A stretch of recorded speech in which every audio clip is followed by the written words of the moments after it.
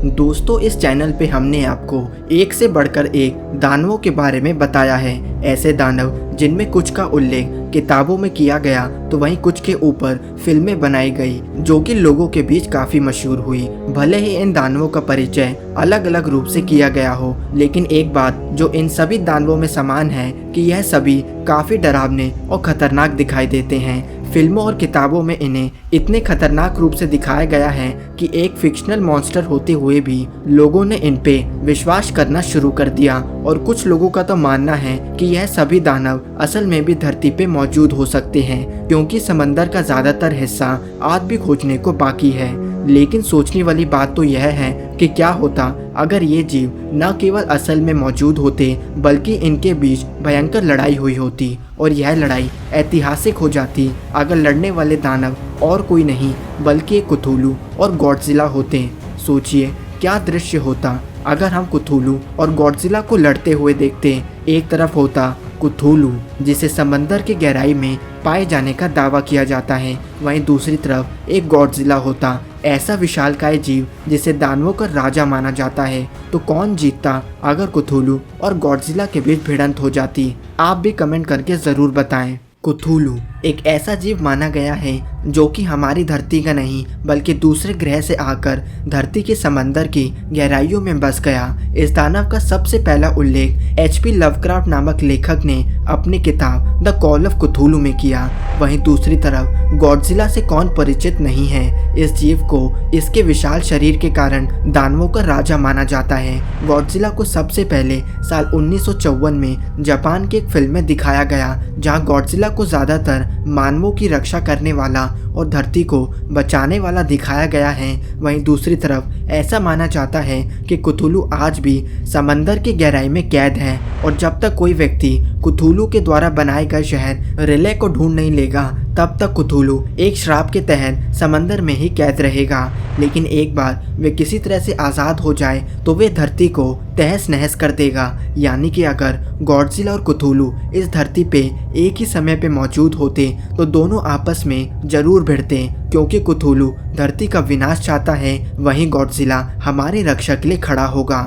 अगर दोनों जीवों की शारीरिक मजबूती की बात की जाए तो कुथूलू 150 से 160 फीट तक ऊंचा है, जिसका वजन करीब 300 टन माना गया है। वहीं गॉडजिला करीब 500 फीट ऊंचा है, यानी कि कुथूलू गॉडजिला के पैरों के बराबर आएगा। साथ ही गॉडजिला का वजन 9000 टन है, जो कि कुथूलू के मुकाबले 30 गुना ज़्यादा है।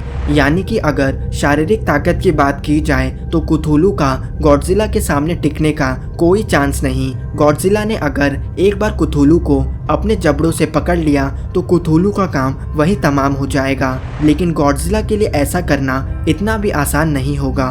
किताब में कुथूलू को एक ऐसा जीव माना गया है जिसका मुंह एक ऑक्टोपस का है और 45 टेंटिकल्स बाहर की ओर निकलते हैं। लेकिन कुथूलू की सबसे ताकतवर बात यह है कि उसकी पीठ पे 2 पंख भी मौजूद हैं, यानी कि कुथूलू गॉडजिला के शरीर पे हवा में उड़ते हुए भी हमला कर सकता है। साथ ही गॉडजिला के बड़े शरीर के कारण वे कुथूलू के मुकाबले कम फ्लेक्सिबल भी होता।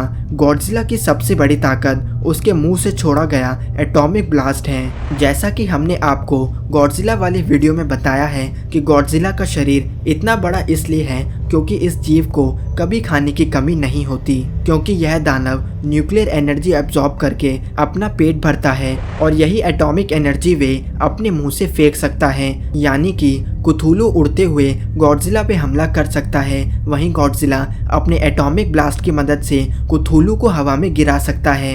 लेकिन गॉडजिला को अपने निशाने को सटीक रखना होगा, क्योंकि हर एक एटॉमिक ब्लास्ट के साथ गॉडजिला की एनर्जी कम होती रहती है। यानी कि अगर गॉडजिला अपने ज़्यादातर निशाने चूक जाता है तो ऐसा भी मुमकिन हो सकता है कि वे अपनी सारी एनर्जी खो दें और कुथूलू को गॉडजिला के ऊपर भारी होने का मौका मिल जाएगा।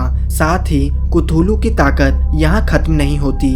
HP लवक्राफ्ट ने अपनी किताब में बताया है कि कुथूलू की आंखों को हिप्नोटाइजिंग माना गया है, यानी कि अगर कोई जीव एक बार इसकी आंखों की ओर देख ले तो वे उसे अपने वश में कर सकता है। लेकिन कुथूलू की यह ताकत तभी काम करती है जब तारे एक निर्धारित लाइन में पाए जाएंगे। ऐसे में एक बात तो पक्की है कि कुथूलू गॉडजिला की आंखों में देखने की पूरी कोशिश करेगा और अगर वे ऐसा करने में सफल हो जाए तो जो गॉडजिला धरती की रक्षा के लिए लड़ रहा था वे कुथुलू के साथ मिलकर धरती की तबाही करना शुरू कर देगा।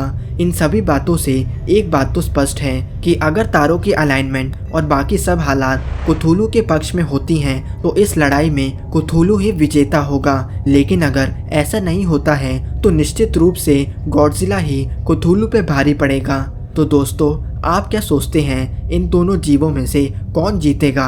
अपनी राय कमेंट करके ज़रूर बताएं। धन्यवाद दोस्तों। अगर वीडियो पसंद आई हो तो लाइक करें, शेयर करें और हमारा चैनल थिंक मिस्टीरियस ज़रूर सब्सक्राइब करें।